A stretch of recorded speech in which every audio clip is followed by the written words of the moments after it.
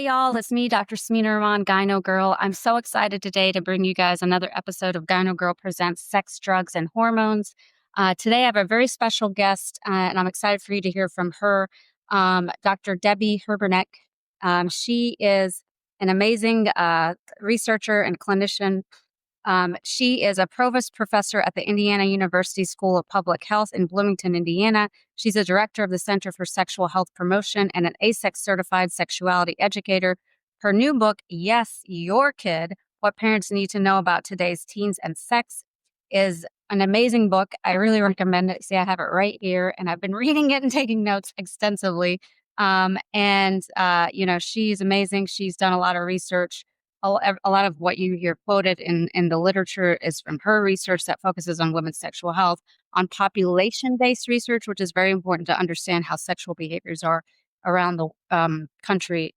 And she's published more than 200 peer-reviewed scientific articles related to sexual and reproductive health, and serves as a principal investigator on the award-winning National Survey of Sexual Health and Behavior, which has been ongoing since 2009. She writes books, she researches, she's been featured New York Times, Washington Post, Vogue, Tyra Banks Show, Discovery Health, and many, many, many, many more.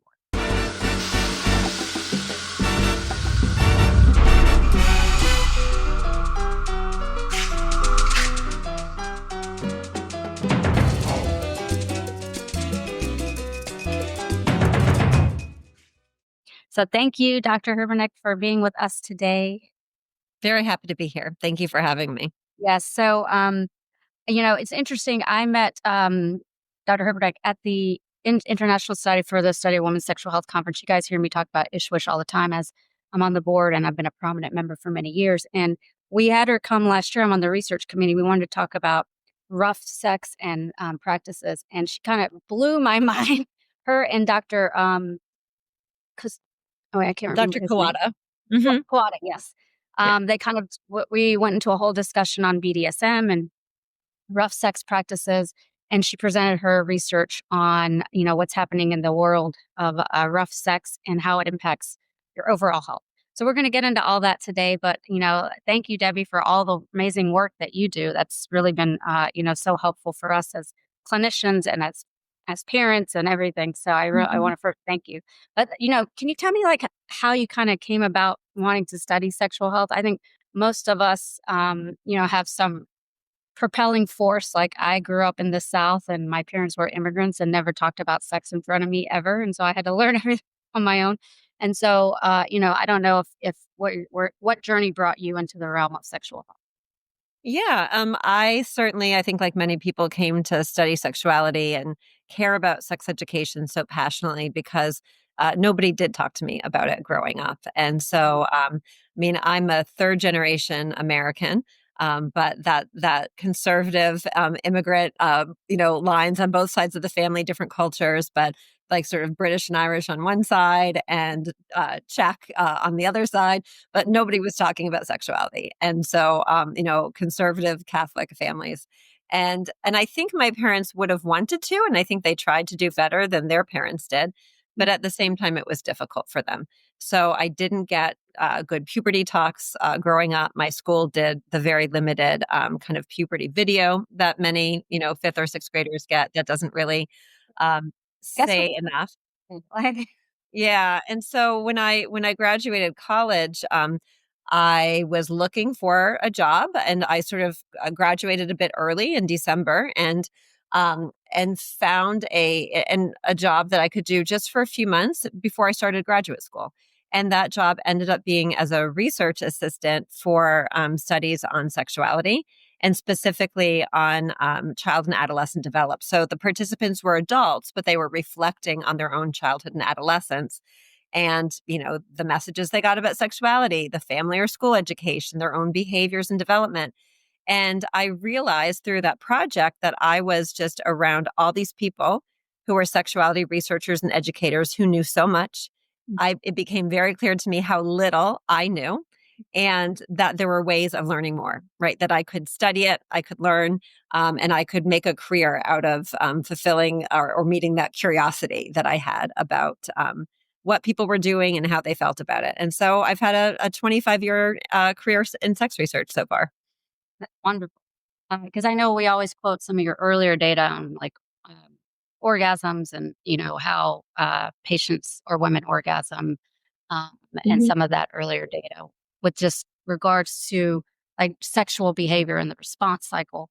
But now you're doing some even more. I think all your work's been compelling. I think what I've recently read, you were in the New York Times just last month about what your teenagers are learning about sex, and quoted some of your research from Yes, You're a Kid, the book that you published, I think last year, was it? Mhm. Yep, in November 2023. And Yeah. so, let's talk about some of the latest research. I mean, sex has changed so much from us how we absorb information. I know when I was growing up as a Gen Xer, like, we didn't porn was very hard to access. Like if you wanted to, you'd sometimes get the HBO fuzzy, like where you could kind of see like, some of the stuff, but like it was, some people could get it from their Playboy or whatever, but you know, uh, sex in the media was not as prominent and as easy accessible. So, and you make a lot of that in your book, the points about how much sexting and pornography has contributed to some of what we're seeing. So let's talk a little bit about that, and then you could tell us some of the staggering data points you mentioned in the book about what's happening and what type of sex people are having. Sure. Yeah, I mean, and I'm a Gen Xer myself, and I, can completely identify with how different access to sex and technology and pornography, but other just even representations of sexuality in media. I mean, I often give the example that um, if when I was a teenager, Beverly Hills 90210 was a popular show.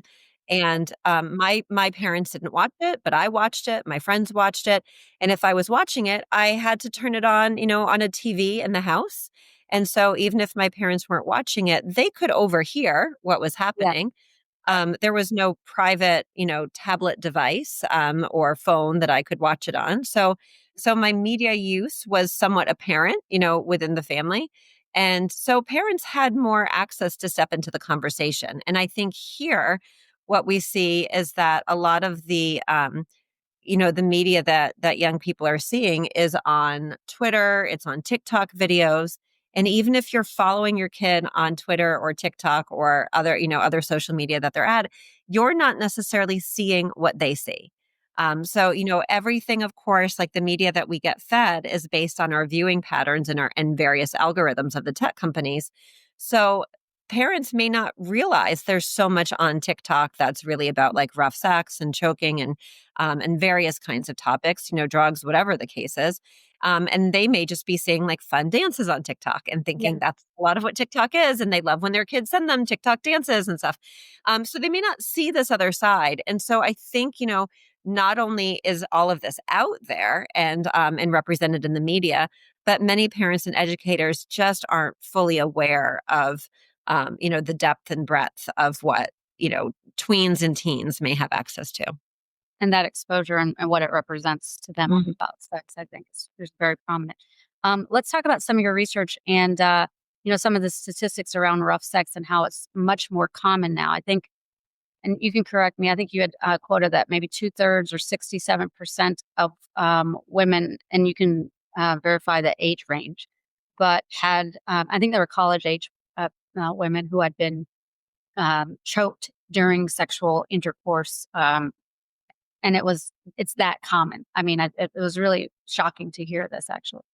It is. It's not a fluke. We've now conducted 4 college campus representative surveys since 2020, and we Mhm. consistently find that number or a little higher. So it's kind of inching up a little bit, so that by the time college women are in their senior year, somewhere closer to 80% of them would have been choked at least once. But if you look at overall, you're right. It's about 2/3 of undergraduate and graduate students who have been choked during sex.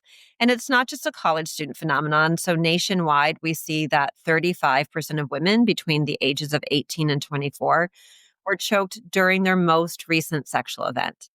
So that's not just ever, but that's just during the last time they hooked up or had sex with somebody. So it's not only something that many people have tried at least once, but it's something that they do often. And it's really part of many of their sexual experiences. And I have to say, in the sexual medicine world, we always say, don't yuck my yum or whatever. That's the phrase that we hear a lot in terms of that. And so I do want to be cognizant of the fact that there are subgroups of individuals who are into sort of rough sex and BDSM under the context of doing it in a algorithmic way almost, where they know that consent is involved, that I think that they have their safe words. The people in this community, have a way of expressing it, and they feel comfortable with it and they love it.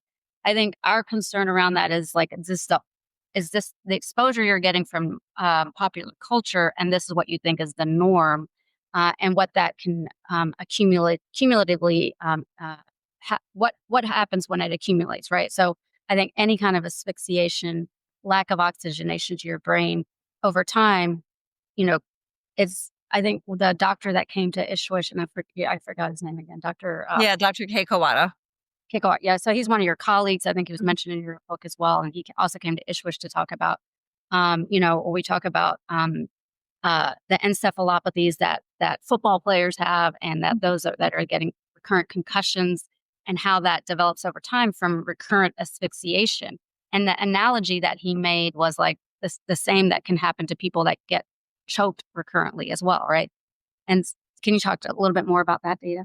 Yes, absolutely. And so, yes, Dr. Kawada and his team, he's a fantastic colleague here at the Indiana University School of Public Health and largely has studied concussions and subconcussive injuries among athletes.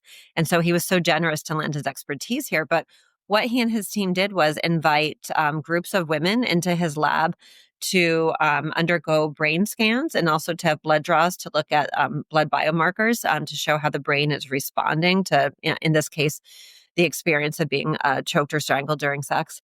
And we say strangled because even though almost everybody calls it choking, technically choking refers to the internal blockage of the airways. But strangulation is really about, applying external pressure or squeezing of the neck to reduce blood flow or breathing. And so that's why you're going to hear me sometimes say, or strangulation. We're still referring to the same behavior. But so they looked at these groups of women who had been choked or strangled 4 more times in the past month, as well as those who reported never having been choked during sex.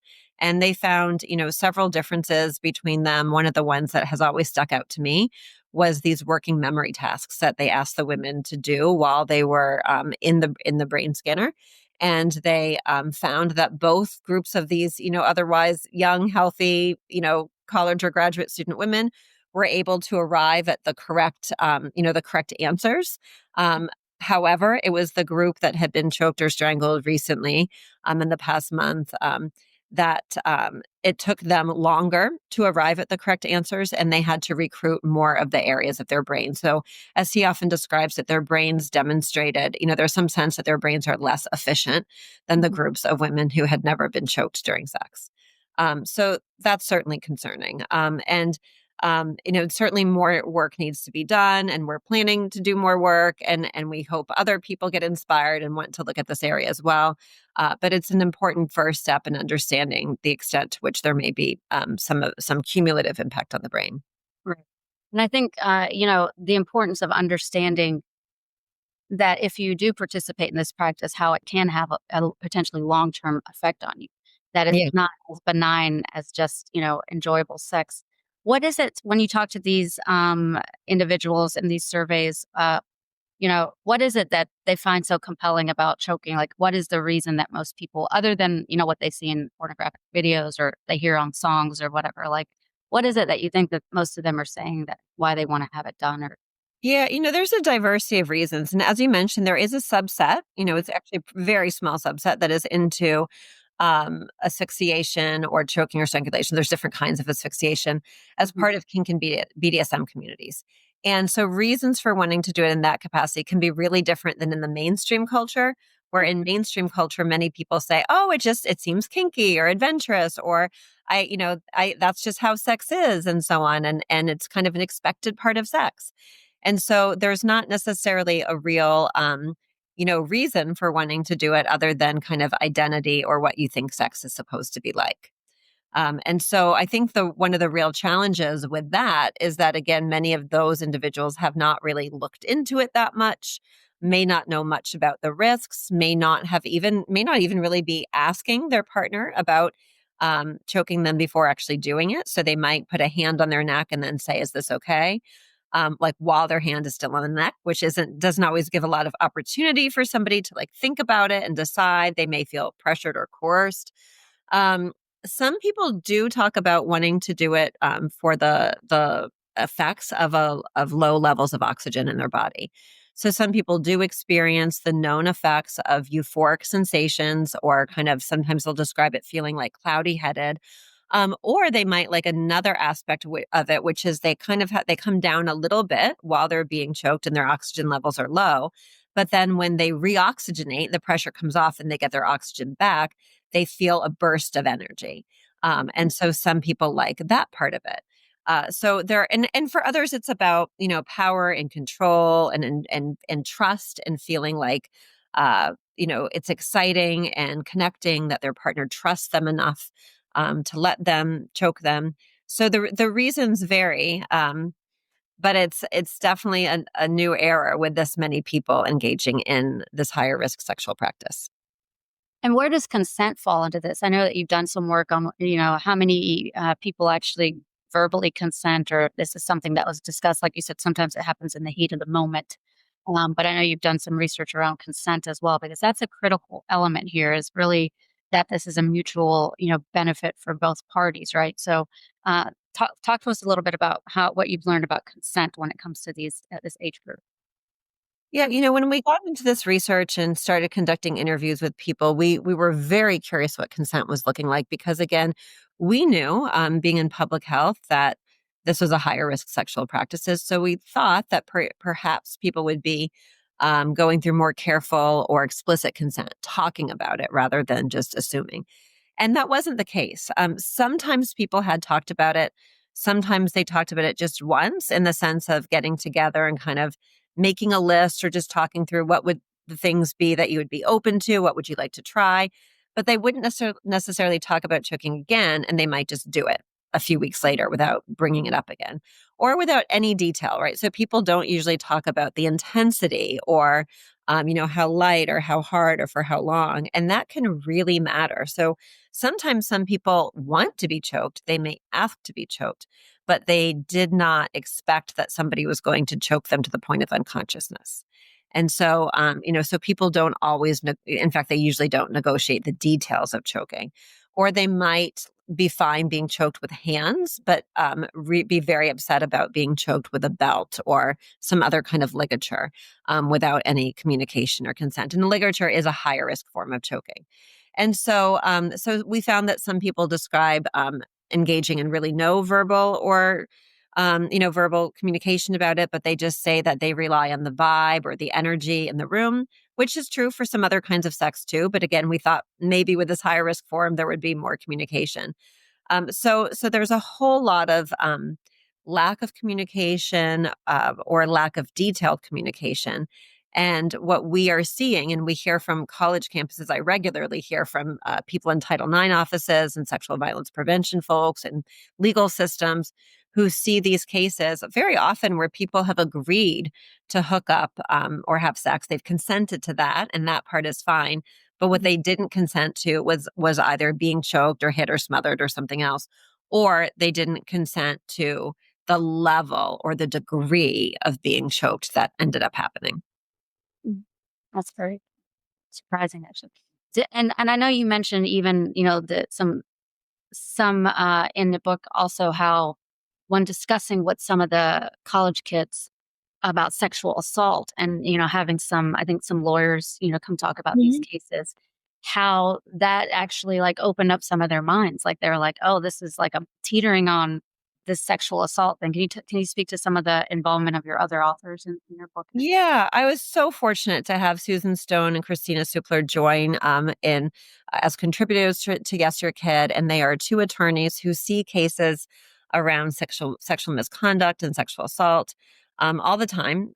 So they really deal with these cases all over the United States, and they guest lectured in my class, and it was very eye opening for my students, to really think through the real life implications of some of their behaviors.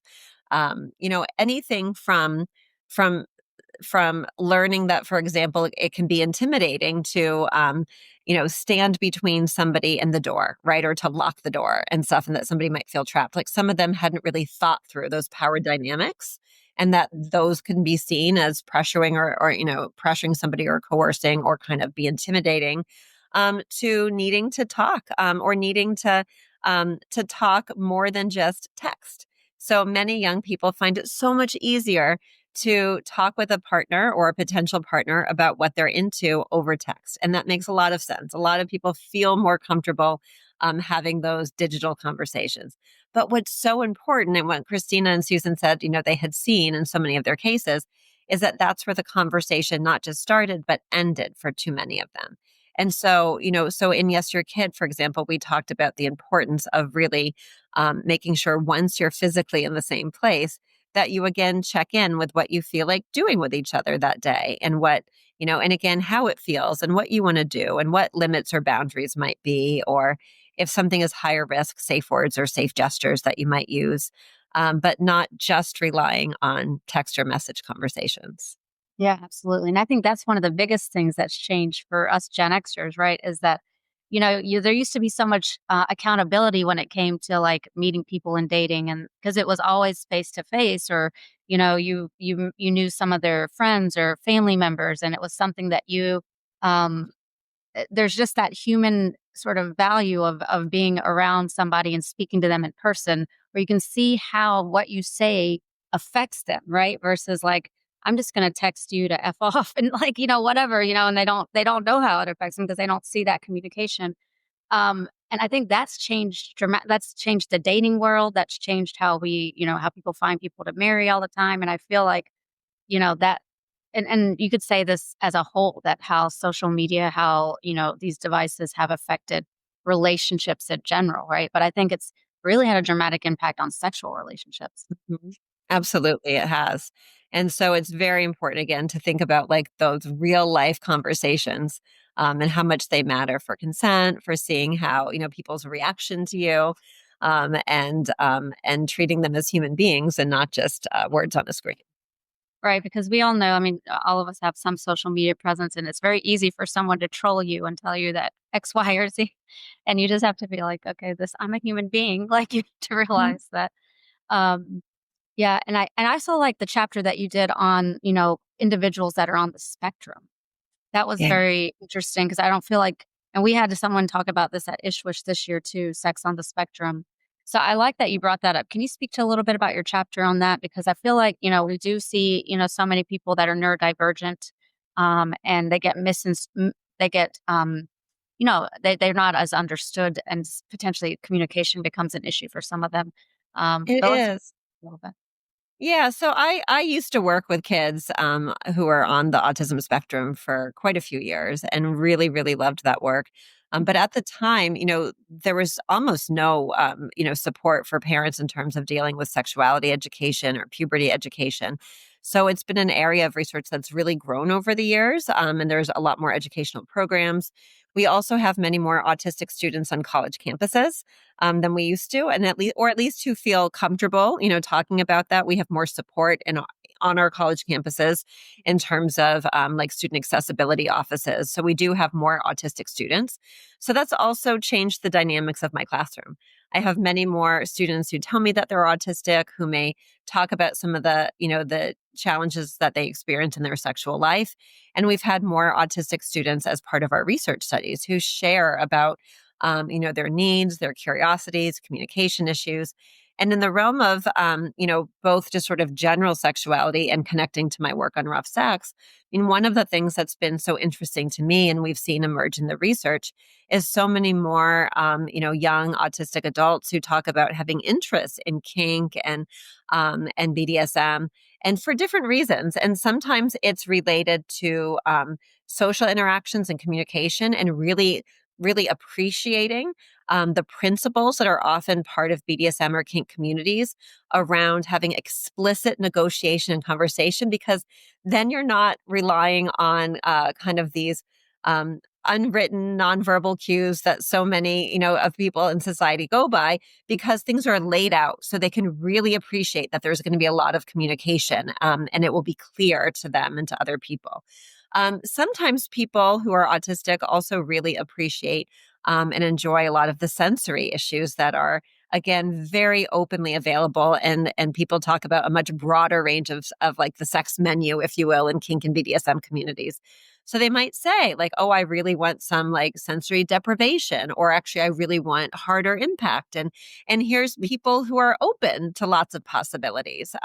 So I did write a little bit about that, because sometimes we do hear from parents who say, I've got a 16 or 17-year-old autistic, son, and I found this porn that they're watching, and it's really focused on all this kink stuff, and I'm trying to understand it. And although there's lots of different reasons that kid may be watching that, and some of it's just because that's what's out there on websites these days, some of it also might be related to the experience of being autistic as well, and to sensory issues. So whether it's that side of things or even just more general sexuality education, I think writing that chapter was really fun and interesting for me. And I talked with some of my students and other adults who I know on the spectrum. But even thinking about things like the importance of using very clear language and not relying on vague euphemisms. I mean, that should be for everybody, right? But often sex education is people talking about like notches on the belt or sleeping with somebody. And really, everybody does better when we have frank, clear communication.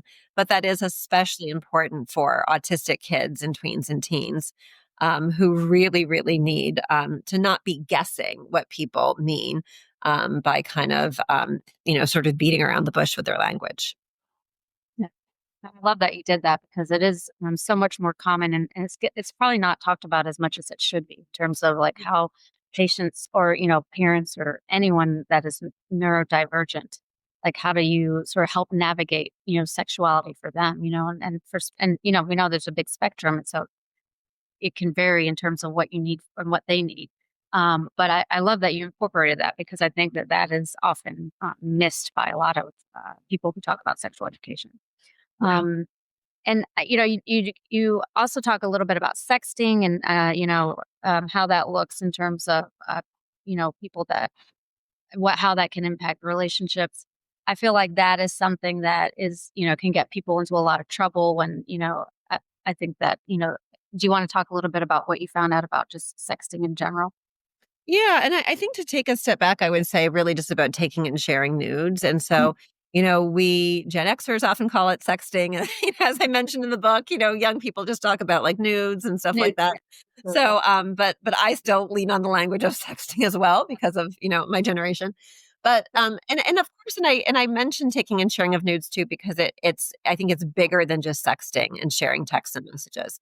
And I think so one thing that all tweens and teens, anyone with a phone, access to a connected device, really good information for parents to give to their kids is not to take or share nude images, not to ask other people for nude images. We find that even some elementary age kids are being pressured to send nudes, especially girls are often on the receiving end of that pressure. So, one thing that some parents can even do is check out the policies in their school system. And if the only people who get in trouble are the ones who are sharing the nude image, they should also talk to their school about revising policy to be about asking or pressuring other people for nude images. So, looking at the upstream behavior, because a major reason that people, especially again, girls, are sending images is because they're being pressured and hounded for them. Or they feel like it's the only way they're going to get someone's interest and attention. Young people also need to know that in many states that these nude images of minors will be treated as child pornography, or as image-based sexual abuse. So even if it's just you and your dating partner and you're the same age and you're both 15 or 16, in some states it just doesn't matter. And so, in fact, in most states, it's going to get you into some kind of trouble. There are very few places in the U.S. where truly consensual, non-coerced sexting is not a problem. And so most of the time it could at least lead to school suspensions or expulsions. And of course, the principals seeing these images. I spoke with one woman whose dad was a middle school principal, and she said, it's just been so upsetting for him over the years to have to see sometimes images of his students. He doesn't want to look at these pictures. He doesn't want to have to get the police involved, but he has to, right? He has to do these things as part of his job. So also many of us who are professionals in this space could be advocating more for decriminalizing, these images of consensual, non-coerced, non-pressured images so that fewer kids have to go through those systems, right? And Mhm. have police and judges and lawyers and principals and everyone looking at that. I think these days, what we really worry about too, though, are these AI generated images. And we've seen lots of headlines, in the past, really even in just the past few months, they've exploded where middle schoolers and high schoolers have been charged with creating deep fake or AI generated images, nude images of their classmates. And in some cases, all they've done is friended somebody on Instagram, gotten one or two, images off that student's Instagram with fully clothed, put them into an app or an AI type of program, and then they take and share and pass around images of this classmate that looks like they're completely nude. So some states fortunately have quickly worked to enact laws, but not all of them have that. So in some of these states, families have no recourse or very limited recourse. And so that's changing. There's also a federal bill that has been proposed. It's not passed yet, to my knowledge.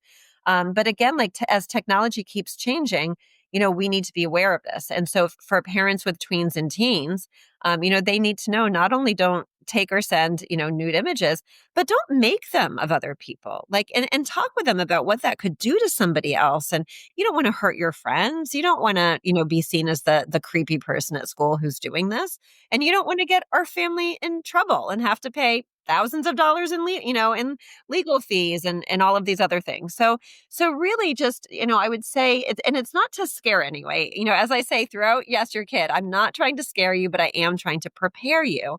Yes. So it's not about scaring folks, but do talk with your kids. And, what a lot of research finds with parenting, whether it's about drugs or alcohol or sexting, is that a warm informational approach is very effective. It's not too strict, it's not too passive and lenient, but like caring about your kids, saying, I want you to know this. I want you to know the laws in our state. You've got to know school policy. So, here are the things, like, here's what I think, you should or shouldn't do. But also don't ever make your kid feel like they're doomed. Yes. Because we always want our kids to feel like they can come to us because sometimes things don't go according to plan. Right. But Right. they still need our support. Yeah, absolutely. I have to say, yeah, I mean, obviously there's some statistics in the book that are scary and it's just scary to learn about how things have changed from our generation. But you do give a lot of great advice about communicating with your child, about, even starting as early as, pre-puberty. I was telling you earlier that I give the puberty talks at my school for my kids' school. And, this is where my daughter at 10 realized what I do for a living. And she was like, really appalled, like, this is what you do for a living. But I think it was very important for me to just know what they're learning in a correct fashion. And, like the vulva is the vulva, the vagina is the vagina. You have to say the right terms. And even one of the teachers was like, I had no idea it was vulva, like, and she was like 40 years old or something like that. So it was very interesting to do these talks at my kids' school. But I have to say that, I've been going to Ishwish, maybe for the last, 9 years or something. And when my kids were smaller, I would always take them to the conferences with me because I didn't have, someone to watch over them necessarily the whole time. So they would try to, like, what is this sex stuff here? And at the time, growing up, child of immigrants, didn't talk about sex. I adapted what my parents would say, like, don't talk about it. Like, just don't worry about it. This is not for you. Like, this is what I would tell them initially. Then after reading your book and after like coming to terms with it on my own, because it is something that even though I try to fight my own, what my own upbringing, right? Like, Mhm. even though I talk to my patients about it very openly, I give talks all over the country about sexual medicine and sex and all this stuff. But when it comes to your own kids, you are very like it's still a little bit hard to do. And so, after reading your book and hearing what you said at the conference, I just, and I've talked to my kids about puberty ad nauseum, but like the actual sex stuff. So I really just sat my 14-year-old down and I was just like, look, I gave you a phone last year for the good or the bad. You're not on social media. I get it. But I know that you've been, probably scrolled and you might have seen something that is considered pornographic. Let's talk about it. And he's like, well, mom, I mean, if I did, I didn't watch it. I don't want you to think I'm watching pornography. And I'm like, no, I get it, but I want you to understand that it's okay to talk to me about it because I want you to get the right information from me and understand sort of, the things around sex and consent and, where we stand, and where we, you know, where I want you to be in terms of like relationships and, with other individuals. I mean, I just wanted them to realize that they could come to me, So, um, it was interesting for them because they were like, I said, "You know what I do, right? Like, you guys see my PowerPoints all the time, and it's the topics that you don't ever talk to me about, but this is what I want you to know that you can talk to me about." So I think, even after hearing you and, reading your book, it really, forced me to like, "I gotta have this conversation." So I appreciate that, actually. And I was telling you also that I appreciate the fact that, like, now when I talk to my patients who have sexual dysfunction, I do always try to, talk about what sexual practices are involved so they can be aware of some of these issues around like asphyxiation and choking and strangulation. Yeah, and of course, I always love hearing when parents decide to expand their conversations with their kids after reading Yes, Your Kid. I mean, that is so affirming. Like that's why I wrote the book. And I also love, hearing that you're talking with your patients because so many of them really don't understand the risks of being choked. We've done some research looking at the media articles online and the social media memes, and they really just portray it as, not that harmful or there's safe ways to do it. And we talked about some of the potential cumulative risks on the cumulative effects on the brain, but there's even like the carotid arteries, right? And so potentially damaging the arteries in the neck. So this idea that, oh, it's safe, just only touch the sides, not the trachea, not the windpipe is not the case. And I've already heard from some clinicians who have seen, carotid artery dissection in patients from who have come in and had emergency situations, right? And so and we know that that happens and it's rare, but it can happen. And now that so many people are doing it, it's concerning. And certainly in like OB-GYN, I mean, we also need to be thinking about pregnant people, who are lowering the oxygen in their body and in their blood system, by engaging in choking and so on, and what that could possibly do to fetal development. So I think just asking those questions gives an opening for a conversation to have all of those. What I think clinicians are so good at too is taking in sometimes some really difficult information and figuring out how to provide, like, again, like, at least in my experience, I feel like calm, steady, Yeah. fact-based information, but that, really supports the person having enough information to make a choice for themselves that supports their health. And they may not get that advice from anyone else in their world. And, I know I even recently saw someone who's around my age, an old friend, and she said, she said, I have to tell you, she said, I stopped engaging in choking because I heard you on someone's podcast. Oh, wow. And she said, you and that person were talking. And she said, I, didn't want to do this, but the person I was dating had, reassured me it was completely safe. So we had been doing it for a while. And after I heard, you and this other person on their podcast, and you both were saying, no, this, this actually has some risks to it. I sort of went to him and said, it's not as safe as I think you thought it was. And I don't want to do this anymore. So just having that information can give people the tools they need to figure out what's right for them. Right. Same. I mean, it's kind of like just informed consent, right? Like we talk Mhm. about it all the time in procedures that we do. Like we don't anticipate these things or we don't want these things to happen, but it Yep. is a possibility, right? Like we, when you start someone on birth control pills, you might tell them that you might develop sexual pain or low libido, and that's a Mhm. risk. But you have to know your risks going in. You can't think that you're right that this is a safe, practice that's not going to impact my quality of life or my cognition or any of that. And I think that's the key. And if you're willing to take the risk, Mhm. that's your thing. That's what you have to do. But I do like that you've gotten information out there. I mean, even I know you talk about that song by Jack Harlow. I hear Mhm. I was listening to my daughter sing it one day, and I'm like, "Do you know what he's talking about?" When I don't like those whips and chains, like let's talk Yeah. song. And she was like, "Mom, not right." I was like, "Well, you're singing like put your lovin' on me. Let's talk about what that means," And she was like, "God, mom." She Yeah, wasn't but ready it's for it. a teachable moment, it is. And at least she knows you're there for the conversation and that it might give her, something to think about. And I know many of us can probably remember singing along to certain, Madonna songs or other things, that look like we're like, oh, did we really know what that meant? But I think with Stalker songs. There are so many stalker songs. yeah, there were, right? Like, and so I think, I do tell people often with parents there's upsides and downsides to how pervasive choking and rough sex is in the media these days. And certainly the downsides are just the normalization of it, especially without communication, consent, or really awareness of the true risks. But the upside is that it means you have so many places to step into those conversations. If you hear them singing "Lovin' on Me," Yeah. you can bring it up. If you know that they've seen pornography, talk about it.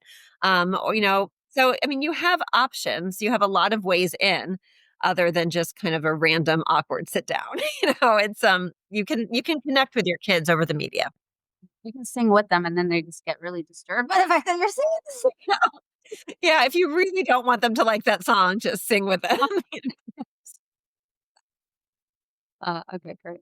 Well, I mean, I think everyone should get this book. Yes, Your Kid. It is a wonderful book, especially if you're in the sexual health realm, if you have kids, if you know kids, if you have any idea, if you're practicing any, of the rough sex practices we talked about, just to get more information for yourself. Because like I say here, I'm here to educate so you could advocate for yourself. And it's whether or not it's advocating for yourself in the healthcare realm or advocating for yourself with your partner. You have to know what the impact is on your body. So thank you once again, Dr. Herbernack. I really appreciate you being here. I love what you're doing. I can't wait to see all the new data that you guys are working on. So and then you can come back and tell me about it. Yeah, thanks for having me. All right. Thank you so much. Thanks again, guys. This has been Gyno Girl Presents Sex, Drugs, and Hormones. Again, I'm here to educate so you can advocate. Please join us again next week for another great episode. If you have a second, please subscribe to this podcast. I'd love for you to be a follower and learn as much as you can about the things that we're going to talk about with all the people on our journey. Please review us on Apple or Spotify or wherever you listen to podcasts. These reviews really help. Review us, comment, tell me what else you want to hear. To get more information, my practice website is www.cgcchicago.com. My website for Gyno Girl is www.gynogirltv.com. My Instagram is Gyno Girl, so please follow me for some good content. Additionally, I have a YouTube channel, Gyno Girl TV, where I love to talk about all these things on YouTube. And please subscribe to my newsletter, Gyno Girl News, which will be available on my website. I will see you next time.